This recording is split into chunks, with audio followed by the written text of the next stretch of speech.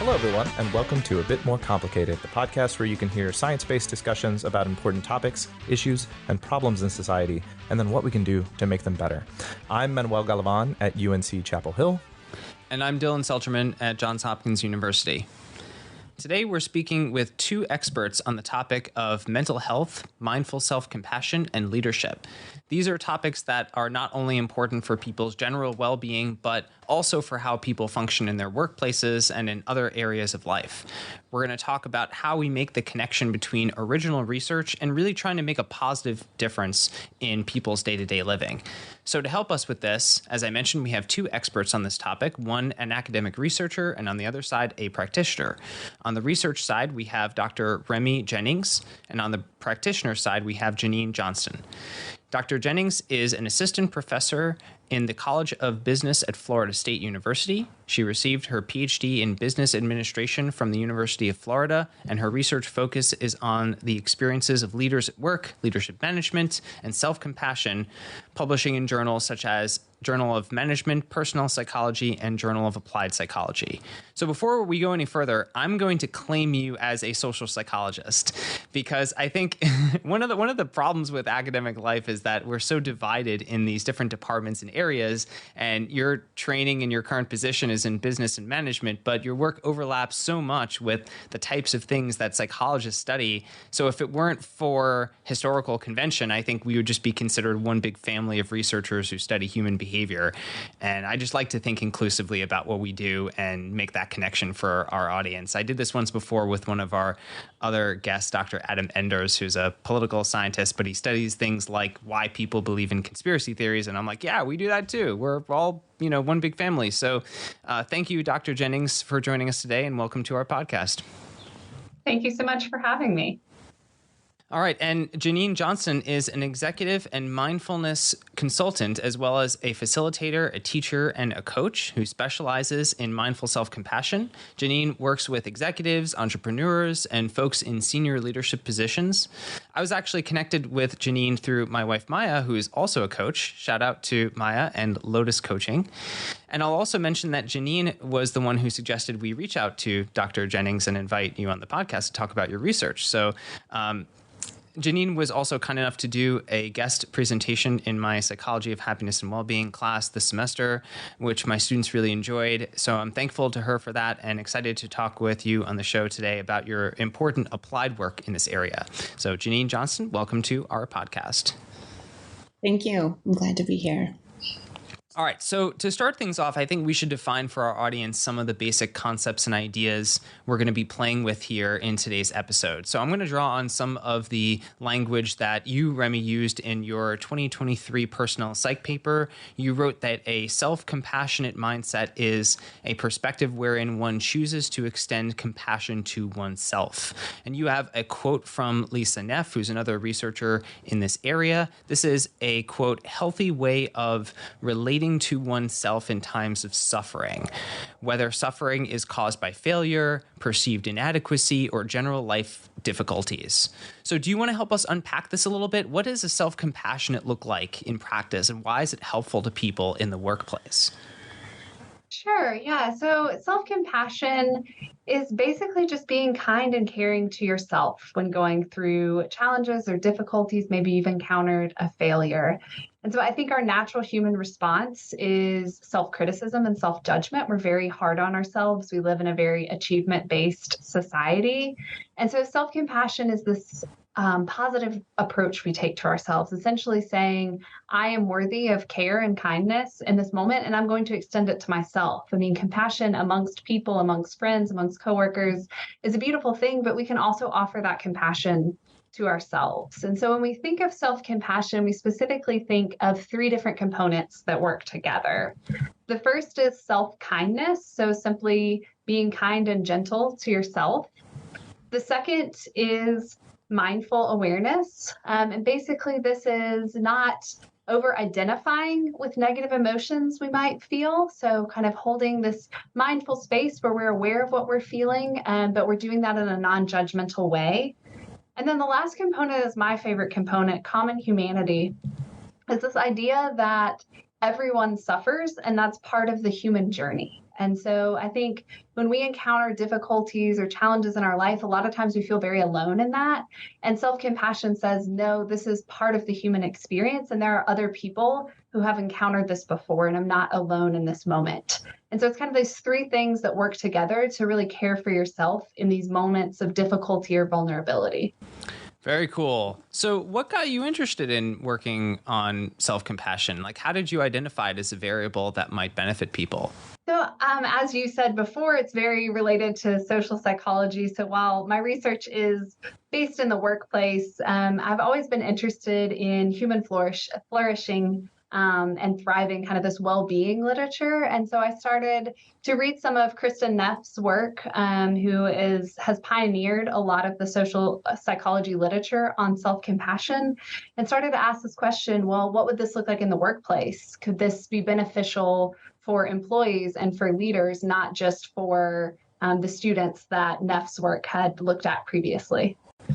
Got it. Okay. So in your 2023 paper, you had a sample of, I think, mostly middle-aged folks in a variety of different professions, including IT consultants, office managers, graphic designers, pharmacy technicians. You have a lot of interesting findings in this paper, including connections between a self-compassionate mindset, work productivity, and emotional well-being. Can you walk us through the study design and tell us a bit more in detail what you found? Yeah, sure. So in this study, we designed an intervention to put people in a mindset of self-compassion before they started their workday. So this was something where we drew from previous literature on self-compassion that shows that reminding yourself of a previous time when you encountered a difficulty and showed your self-compassion will prime a mindset of self-compassion in that moment. So we designed this intervention, and we compared days on which people did this intervention before they started their workday versus just normal day in the life at work with no intervention. And then we tracked them over the course of the day, surveyed them multiple times to see how they felt, how they behaved, and then their well-being at the end of the workday. So essentially what we find is that self-compassion does two things. It increases the energy that people bring to work. They feel more energized as they approach their workday, and they have greater self-esteem. So they feel better about themselves as an employee. They feel more capable in their job role. And as a result, we find that people make more progress on their work goals that day, and they feel that their lives are more meaningful at the end of the day. So it's kind of this, it's good for your job and productivity, but it's also good for you and your well-being. Right. Yeah, that all makes sense. It sounds like the study design doesn't have like a sham intervention, right? It's just the intervention versus no intervention. I'm curious if you could talk through like how you think about that in terms of the results. Yeah, so we did still have people engage in a writing task on the days that they're not doing the self-compassion. So the self-compassion intervention asked them to reflect on a previous time that they had been self-compassionate and write about that. So, write out a paragraph about this to kind of prime their thinking. And we had them on the other days to just write about something neutral. So, write about a past experience that didn't have anything to do with self-compassion. And that helps us to control for the effect simply of writing. So we know that our effects are not due to self-reflection in the morning. They're due specifically to self-reflection about self-compassion. Gotcha. So you did have that kind of like sham version of the intervention. Yes. Very cool. Very cool. Something you mentioned earlier is that kind of this self-critical and negativity approach to oneself is kind of the human default. What's interesting about that is we kind of also have this like understanding of the human default also being that you're above average. Like if you ask people, are you a good driver? They say, I'm an above average driver, and everybody says that.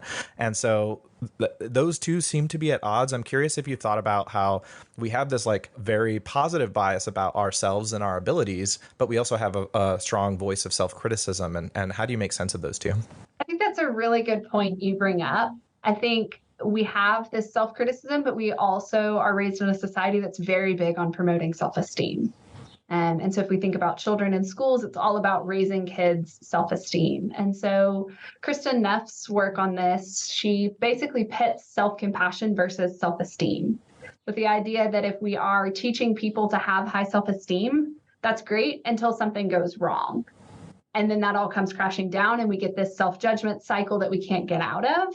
So she promotes, and I believe this too, that self-compassion is the healthier way of relating to oneself, because you're not overinflating your ego to get to a positive view of oneself. You're very much grounded in the reality that we are going to encounter challenges or failures or difficult life circumstances, but that we can approach ourselves well with that and get through those moments rather than relying on this idea that I'm so great. And when that idea is challenged, then everything just tumbles down with it.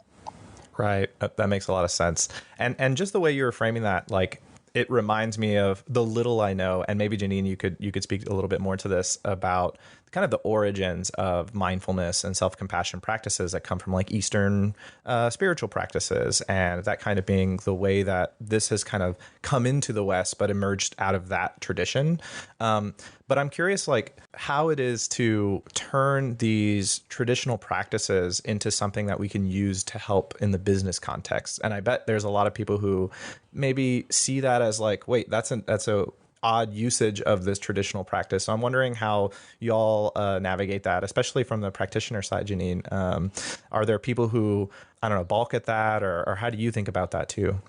Yeah, definitely. I think the word mindfulness is a word that almost turns people off these days. It's so overused. Every time we go through the grocery line or whatever, it's there and it's being misused a lot of the time. Within the context of self-compassion, the program that Kristen Neff designed with Chris Germer, who's also a clinical psychologist, the mindfulness piece is about awareness of suffering. And I think that anyone on the planet, including leaders, know that we suffer. We know that we have pain. Things don't go the way that we expect them to. And especially if you're a leader, you're dealing with that not only happening in your life, but in all of your employees' lives as well. And so coming at it from that perspective, well, things aren't going the way we hope that they will. And so what can we do with that? And then the variety of mindfulness that we've adopted in this culture has often been devoid of the loving kindness piece to a certain extent. There's a way that people practice mindfulness that's almost self-punishing. They're bringing their attention back to the breath and back to the breath. And the unique piece about the self-compassion is that we just simply observe how amazing it is that we breathe and that we don't have to think about it, and bring sort of an affectionate approach to that, which allows us to then relate to ourselves in this warmer way. And in doing so, the research is showing that we are actually more resilient if we again, are aware that we suffer, that all people suffer. And then rather than beating ourselves up about that and feeling alone in it, we can be kinder to ourselves. Yeah. As he has noted. And this notion of self-esteem is not only I did a good job, but I did a better job than most people. And that's really the tricky part, because there's like this comparison angle. Yeah. And the comparing mind is not a mind that makes for a lot of contentment or happiness. Yeah. It seems like maybe, is there a time where you're trying to work with somebody, you're trying to get them to be more self-compassionate, but they're driven by a desire for productivity and not a desire to live a better life, let's say. And I'm curious, is there a tension there? Is there something that's lost if you are trying to be mindful and you're trying to be self-compassionate for the purpose of working better? Or is that not a problem? Is that not an obstacle at all? Can that be a legitimate reason to engage in these practices? Yeah, I definitely think that there's a tension between this notion that we have to be producing all of the time in our culture. That is probably the primary value that we have, is to produce. And so it leaves a lot of us literally running around like chickens with our heads cut off, and maybe disconnected from our bodies, really, from our experience of the world. And if we're unaware that we're experiencing negative emotions, then we keep having the negative emotions influence our lives without understanding how to manage them.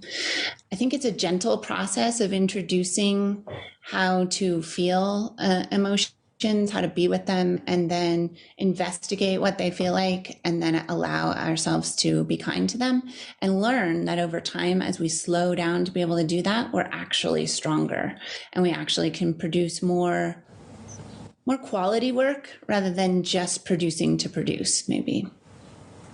Gotcha. Thank you. So as a social psychologist, I'm always interested in the social context. The power of the situation is the phrase we often use. There's the context influences the psychological processes that we're interested in often. So for example, for many years, social psychologists looked at racism, which is kind of a topic area for me, as a matter of individual attitudes and beliefs. But in recent years, certain scholars like Sophie Trewalter and my advisor, Keith Payne, have tried to move the field to think about the social context of like structural and systemic racism that facilitates the development of biases and attitudes. And in this conversation, we're discussing self-compassion. I'm really curious, as experts on this topic, what aspects of organizations, what context factors of organizations influence the effectiveness of self-compassion as maybe an individual construct, but maybe also as a set of interventions, right? So Remy, from a research standpoint, are there important moderators between self-compassion and emotional well-being or productivity? Are there certain types of organizations where self-compassion becomes a less effective coping strategy?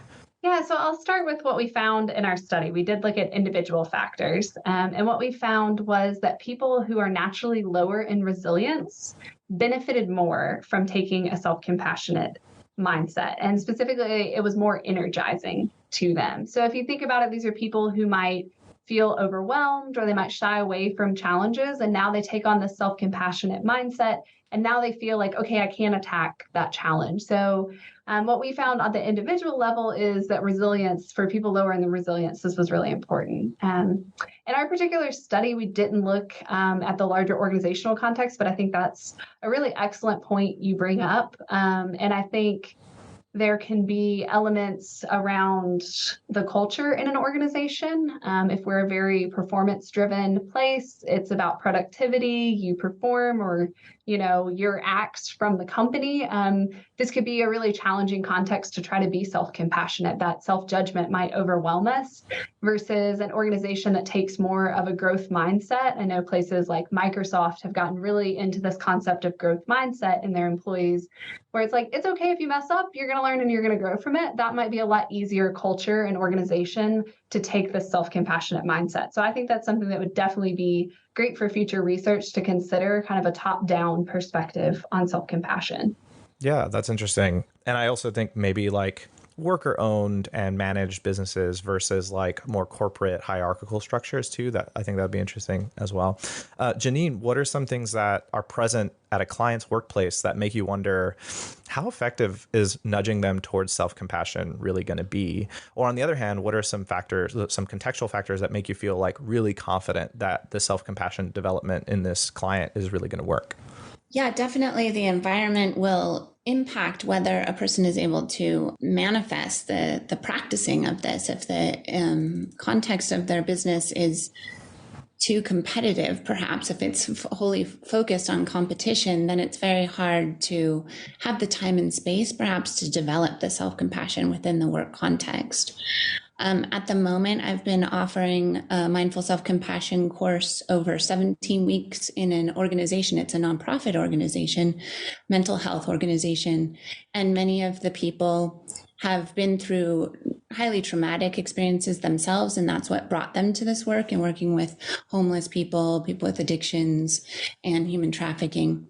And so I found that there's sort of a spectrum of trauma. If somebody's been highly, highly traumatized, there's a period of time of building the capacity to even allow the self-compassion to come in. There's a space where opening up kindness to oneself brings in what Chris Germer, the other researcher who designed the program, calls backdraft. And people can become highly dysregulated in those circumstances. It does take a very forgiving environment in either a business or an organization to allow a person to open up the door to this new way of thinking about themselves and in relating to oneself, and working through that backdraft and building the capacity to then be more resilient. It sounds like Remy saw some people that maybe were in the middle of the spectrum. They didn't have as much resilience as some of the other people.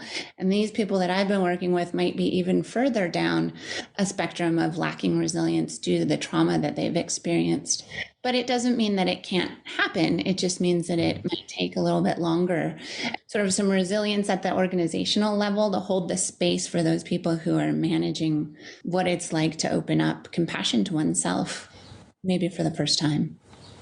Yeah, that makes sense. Yeah. Thanks for that, Janine. Just to double click on this topic, I want to get a deeper sense of what it really looks like to help someone develop a self-compassionate mindset. Like, what kinds of things are you communicating to them? How do you nudge them to be more compassionate towards themselves? Well, the Self-Compassion program is an 8-week program. Each session has 3 hours of content, and it's chock full of different exercises and ways of relating to oneself. To begin with, we invite people to think about a circumstance on a scale of 1 to 10 that would be between a 1 and a 3, where they felt like it hadn't gone the way that they would like to. Maybe they felt like they had failed or that they were inadequate, but of course, the nervous system will draw us to select something between 8 and 10. We really encourage people to practice with something smaller. And then the first exercise, for example, is a self-compassion break, which is recognizing, oh, I feel like I failed here. I feel like I was inadequate in this situation. Other people like me would also feel that way in this circumstance. If they had messed up in the same way, then they would feel similarly to me. So that's the common humanity of it. And lastly, bringing in kind words and a kind tone of voice, and even touch. So if we look at Paul Gilbert's 3 model of human physiology, the model of the mammalian caregiver is that through both tone of voice and touch, a mother especially, but maybe a father, is offering a baby soothing. And that's in essence what we teach our participants to do. In this small way through the self-compassion break, but in other ways, meditating with different types of meditations that are a little bit more forgiving than you might encounter in just a mindfulness context, such as affectionate breathing, and then learning what is called in the world of mindfulness metta, but it's loving kindness. So offering ourselves some phrases tailored to our own needs as to what we need, and bringing that to ourselves on a regular basis. So it's a long-term project, and 8 weeks fly by, but little by little, it's a number of different skills are taught. That's great stuff right there. Thanks. All right, so let's switch gears and look at 2 other studies that you've conducted on the psychology of leadership. So first, we'll go to you, Remy, here. These studies look at self-compassion, but go a bit beyond that. There's a 2021 paper, and it looks like the other study, once again, you're kind of doing this daily nudging people to be more self-compassionate, writing about a time when they did this. So some days participants get this message that says, recall a time in which you were understanding and patient toward yourself, and write about this. But in this study, not only did you look at what participants did when they got the self-compassion message, you also asked other stakeholders to rate the participants. This is a really cool design because you're looking at how others might view you if you have a self-compassionate mindset. Can you tell us a bit more about the results of that study? Yeah, so this study, we specifically were looking at leaders.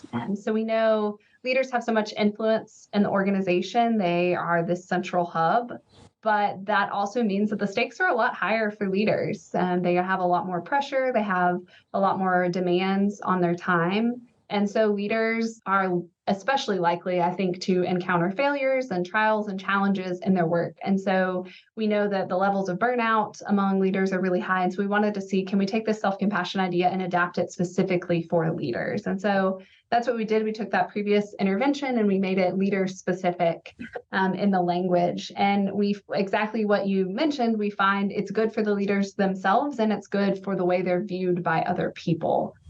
So we specifically find that other people in the organization view these leaders as more competent and more civil on days that they did this self-compassion mindset intervention. So essentially, people think they're better at their job and they think they're a better human being when they engage in self-compassion. So it's kind of a win all around. It's good for you and it's good for your reputation. Yeah, I imagine that's a selling point for a lot of people, especially for companies that might be a little bit hesitant to invest in something like this. And it's like, no, actually, this is good for all of us in the organizational community for doing this kind of intervention. So that's great stuff there. Again, pivoting back to you, Janine, to get your perspective as a practitioner, when you work with people to develop self-compassion, what are the kinds of things they report back to you in terms of how other people are seeing their work quality? Can you maybe give us a success story for an individual who became more self-compassionate? Oftentimes people can suggest that they're more resilient. So if, for example, they had done something incorrectly or failed at some moment, then they might find that they get angry or irritated with others, frustrated with themselves. So after practicing self-compassion, they feel that they're able to relate not only to themselves, but to the other person. So in another context, I'm working with a realtor. And this realtor considers herself to be pretty close to perfect. It is her job to do everything as perfectly as she possibly can. People rely on her for her incredible memory and her ability to get things done, dotting all of our I's and crossing all of our T's really well. So in a recent moment, she had put a lockbox at a house, and she put the lockbox onto a hose, the holder of the hose. And then her colleague came to show this house and went to find the key and couldn't find it because the person who was watering the plants at the home couldn't water the plants with this lockbox on top of the hose. So they moved it. And meanwhile, her colleague was there trying to find this, and she was out of town or playing tennis or something where she just couldn't help them. So it was a moment of panic for all of them. But as a result of applying self-compassion to herself in that moment, when she learned what had happened, she was able to let go this sense of basically do or die. I failed here. I was imperfect. This is untenable. I can't hold this moment, and applied some self-compassion to herself. Well, I did my best. Of course, I didn't realize that a gardener would come along and move this lockbox, and we worked it through.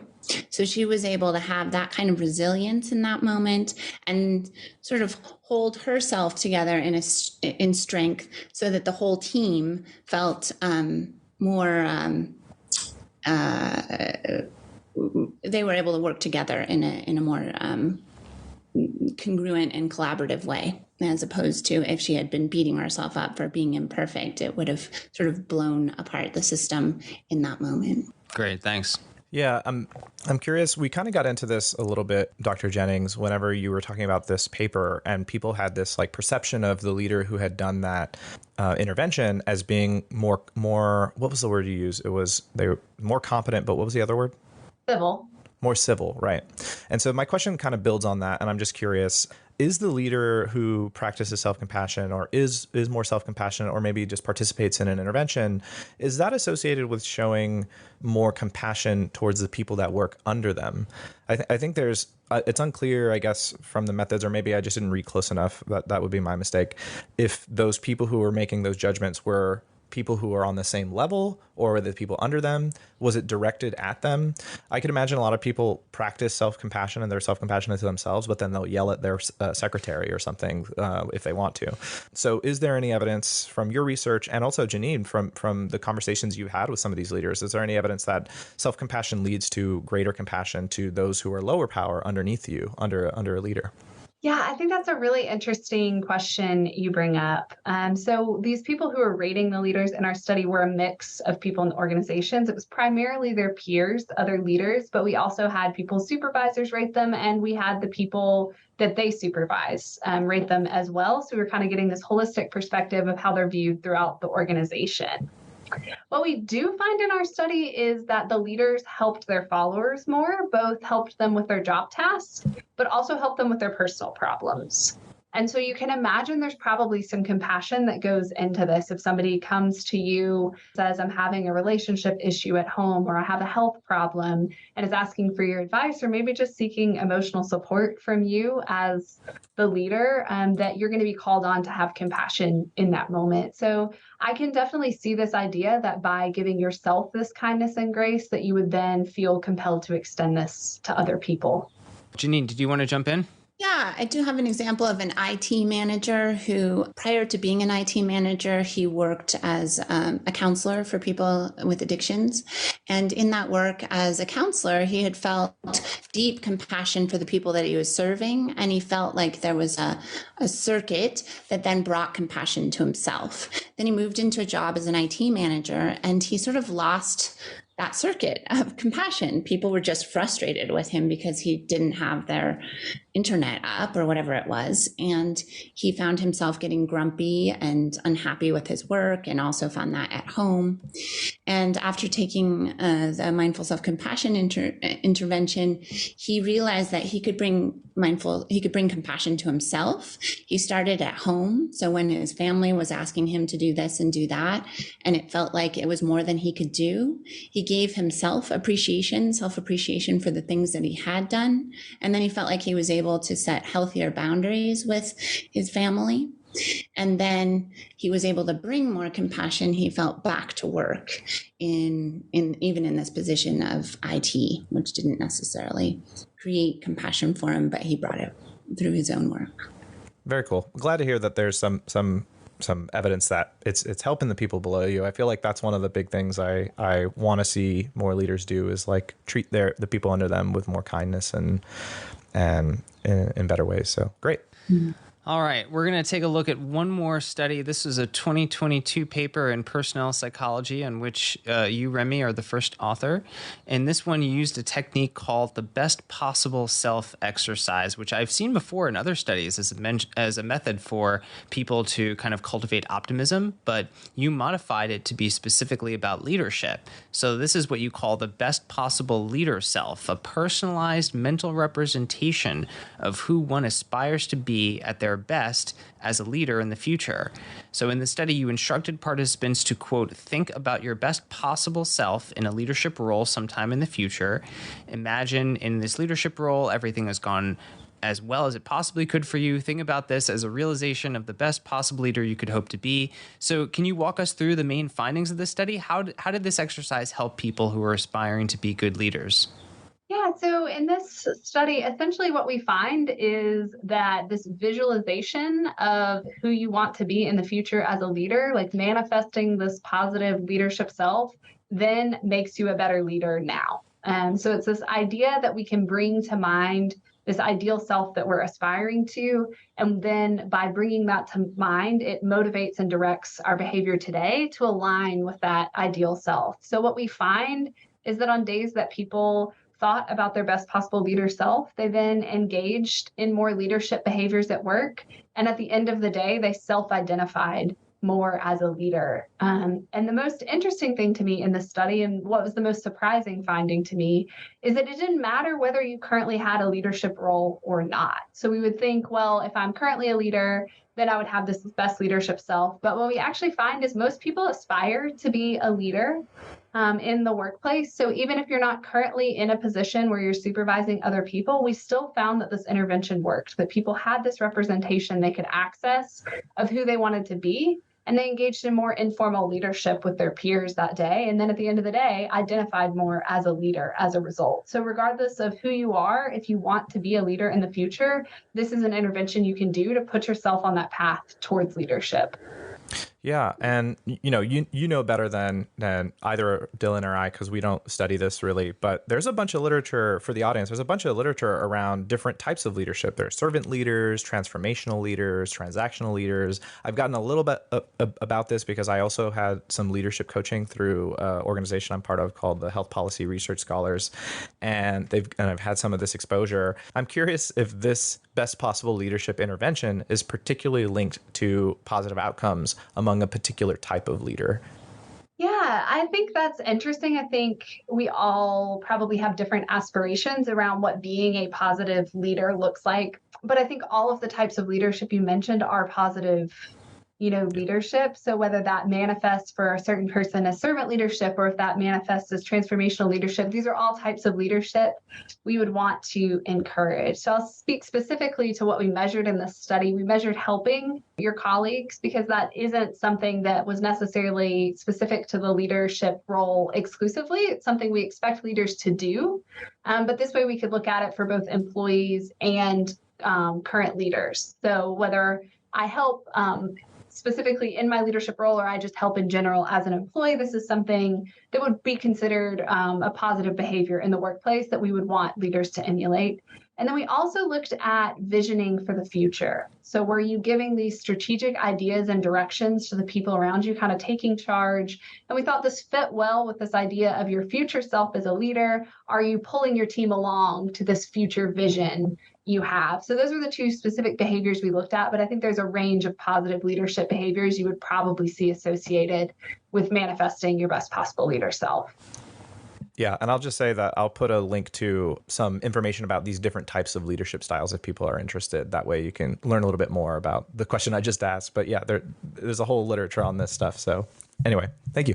Right on. Yeah. And one other aspect of this study, I believe this was on students who were enrolled in an MBA course. And this brings me to Janine, because I'm thinking you also work with students, and I'm sure there's some instances in which the students you work with are aspiring to do great things in their life, and they might benefit from doing this type of exercise or maybe other types of exercises. So what are the kinds of things you do in that context with students who really want to develop their skills and confidence? Yeah, I think tapping into core values is a key of creating strength and resilience. What are the things that most motivate me? Is it generosity? Is it service? Is it prosperity, whatever that might be, financial or otherwise? A number of, any number of core values. And when one is able to identify those, they don't change that much over a lifetime. And for a young person or any sort of student who's able to tap into those early in life and remind themselves of them on a regular basis, as is the case in Remy's exercises, where there's this sort of journaling exercise to go back to what are my core values on a regular basis, then that allows one to make decisions from that deep knowing of these are the most important things to me, and therefore this is what I would like to manifest in my career and in my choices with regard to my personal life. And another aspect that comes to mind is the notion of a compassionate friend. In a way, the same exercises that Remy has been doing with leaders in terms of writing out who is it that I would like to be one day. It's a bit like this meditation that we might do where we invite in a compassionate friend. It's sort of a guided meditation where we imagine somebody coming in and offering us advice. What do we need to know in this moment to be as compassionate as we possibly can to ourselves? And we imagine that person giving us a gift.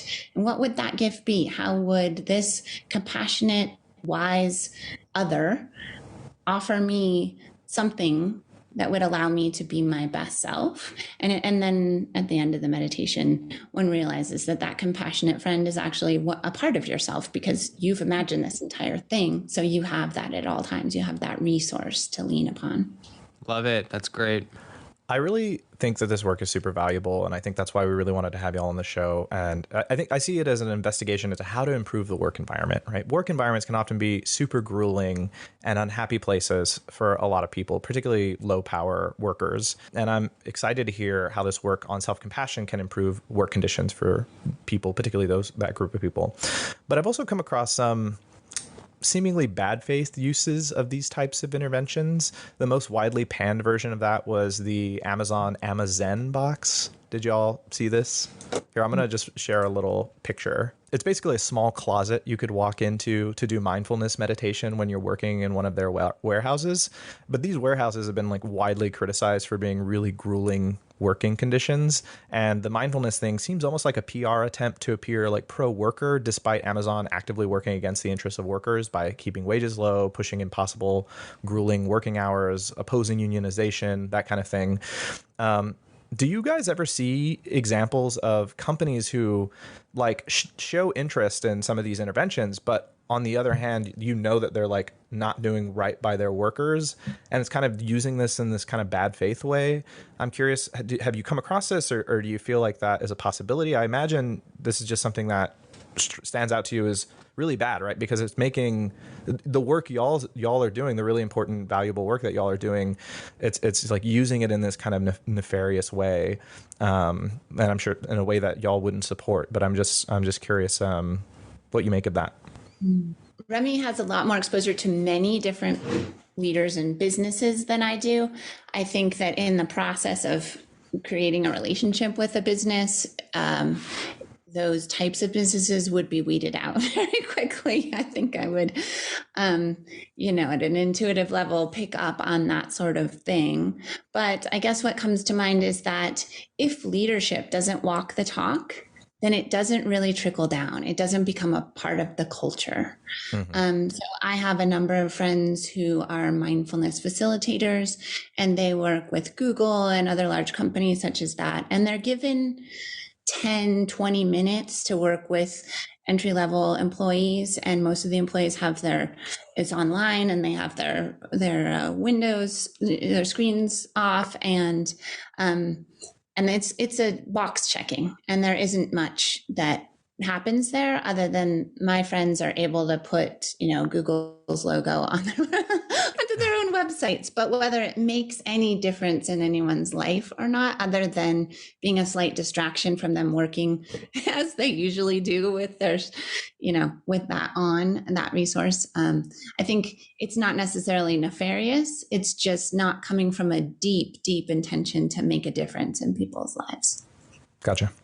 Yeah, I think to build on that, I agree with what Janine says. I think like self-compassion is not a Band-Aid we can slap on systemic problems in the workplace. So we need to treat employees well. We need to pay people a living wage. We need, to avoid overworking people and overburdening them. So we can't just come in and say, well, if you're self-compassionate, it'll all be okay now. That's not realistic. I think there are standards that we need to hold organizations to of how we treat employees, but this is a tool that we can use to build on top of that, to allow people to thrive and to maintain their well-being when they do encounter natural challenges or difficulties that life is going to throw at them. Yeah, I'll just say I completely agree too. I not at all trying to undermine the important work y'all are doing. I think it's super important, and different people have different roles within the problem of how do we make work better. And I think that what y'all are doing is super important. So yeah, thanks for navigating that with me. I appreciate that. I will say one more thing, which is that it is hard for an organization perhaps to implement these things at a meaningful level. It takes time. It takes your employees away from producing and doing whatever it seems that the bottom line is. And so there's a sort of pushing back productivity for a moment in hopes that it will create greater productivity down the line. It will change the culture. And there's plenty of research that shows if the culture does change, it does change the bottom line, but we have to have a longer term view about that. And that can be difficult for a lot of businesses to make the time and have the resources for that interim period. So this is a question for both of you. Where do you see the field going from here? What are the next steps, unanswered questions, or goals that each of you have in your work? I guess I can start on that. So I think public education around these topics, I think like the work Janine is doing is so important, to get it out there to real people and real organizations. And then forums like this, like having us on this podcast, like thank you so much for allowing us to share this message with people so more people can learn about how to implement this in their own life. So I think there's a lot of myths about self-compassion out there. A lot of people that I talk to it about say, well, won't that just make me complacent or make me lazy? And that's simply not the case. That's not what the research shows. It shows that it makes you more productive and it makes you feel better. It's a win-win all around. So I think just more platforms to get education out there, get this resource in the hands of more people. In terms of next questions I have, one thing I've really been interested is thinking about working moms and the challenges and pressures that they face. And a lot of them feel inadequate at work, that they can't manage their work because they're trying to manage their home life. And then they get home and they have all this mom guilt from being away from their kids and trying to manage a household. And so I would love to think further about how self-compassion could be a tool specifically for working moms, what sort of intervention or tools I could develop that would help them manage the guilt and the burdens that they feel of the constant push and pull between being an employee and being a mom. That's terrific, Remy. I think that's true for women in business and also for scientists. My girl's father is a scientist. He's a physicist. I've certainly seen in those circles, it's really hard on moms as well to have to publish and publish and publish at the same time that you're raising a child, and there's just never enough for anything. I would love to see this coming to more and more businesses. And as I said, I think the leadership is critical to embrace a lot of these practices at a meaningful level. So it's wonderful to check boxes, but it really doesn't change things unless the people who are making the decisions in businesses take this seriously. So my hope is that we do have more and more information out there so that those who are struggling with their role in leadership and the loneliness of holding all of that responsibility, that everything lays on their shoulders, if they could find a greater sense of common humanity, then they could bring greater kindness to the entirety of all the decisions that they make and be more resilient and more effective leaders. So I don't know that that's new, but we don't have a lot of it in the world yet. So we have lot more room for that to permeate the business world and perhaps the world of healthcare as well as even academia. Very cool. And I think that question leads us really nicely to the final question we always ask every guest whenever they come on the show, which is very much a kind of philosophical thought experiment. So imagine you're in another dimension and you're looking at a panel of dials that controls some aspect of human nature. So it could be behavior, the way people think, cognitive processes. There are dials that control really small things, like how often people take their dog for a walk. And there are dials that control really, really big things, like the percentage of workplaces that are unionized. And you can basically just conjure any dial that controls anything, and you can just move it up or down. So the question is, do you move a dial? If so, which one, how much, and why? And we'll start with Remy. Oh, wow. This is a question. Yeah. And only one dial, so you got to pick your favorite. Well, am I betraying myself if I don't say self-compassion here? I mean, I think that's a dial we should just all turn up. So I think that's the obvious answer here, would be, just to move that up for more people to take that approach to yourself rather than criticism and judgment, because it doesn't end well when we consistently tear ourselves down. Yeah, sounds great. Yeah, like Manny said, we asked this question of all our guests, and I observe a distinct theme, which is that the answers that people give to this question very often follow directly from their research interests. So, Remy, that is right on point with what we normally get. So, thanks for that. Definitely. Well, this may or may not be that, but I think I would turn the dial of people's awareness of the fact that of the 5 remembrances. We are all of the nature to grow sick.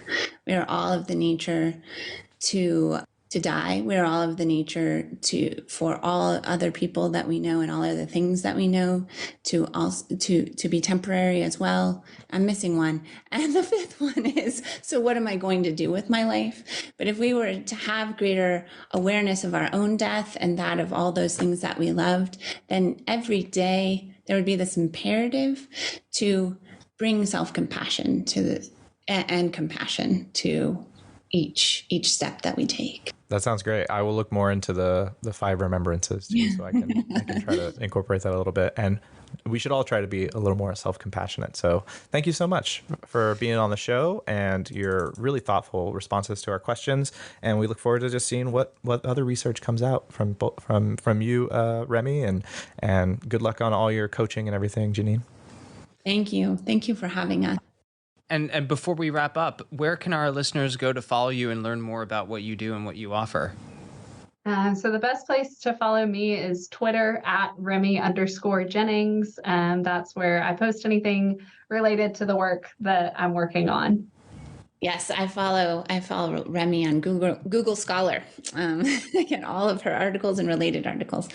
I am on LinkedIn under my name, Janine Johnston, and I also have a website that should be up by this Friday, www.awareresilient.live, Live. So that's aware and resilient are overlapped. The RE of aware and the RE of resilient are the same. If that makes sense. So, got it. Yeah. All right. Well, thanks again to both of you for joining us today. Really enjoyed this conversation. Thank you so much. This was a great pleasure.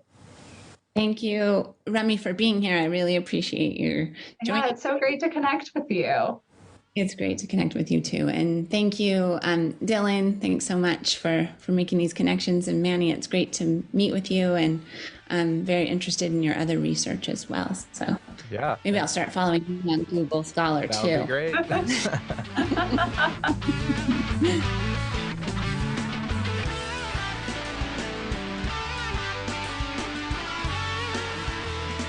Thanks for listening. Join us next time on A Bit More Complicated.